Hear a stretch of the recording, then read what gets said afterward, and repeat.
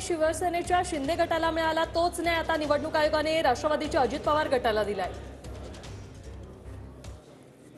घड्याळ हे दोन्ही पक्षांनी चिन्ह काढून अजित पवार गटाला निवडणूक आयोगाने दिलं।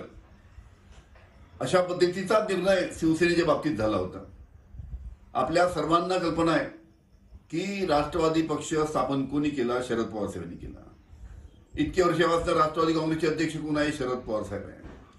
पण अशा पद्धतीनं वरच्या दबावाखाली निवडणूक आयोगाने असा जो निर्णय दिला हे एका अर्थानं लोकशाहीची हत्या आहे। कालच सुप्रीम कोर्टाने चंदीगड महापौराची निवडणुकीच्या बाबतीत जी घटना घडली त्याच्या बाबतीत कालच सुप्रीम कोर्टाने निर्णय दिला की आम्ही उघड्या डोळ्याने लोकशाहीची हत्या होत असताना पाहू शकत नाही। हा कालचा सुप्रीम कोर्टाचा निर्णय आहे चंदीगडच्या बाबतीत। आणि आज महाराष्ट्रामध्ये आमच्या राष्ट्रवादी काँग्रेसच्या पक्षाच्या बाबतीत त्या पद्धतीचं घडलं हे अतिशय दुर्दैवी आहे। अनिल देशमुखांची ही प्रतिक्रिया आपण पाहिली। सेनेच्या बाबतीत हाच निर्णय झाला होता असं अनिल देशमुखांनी म्हटलं।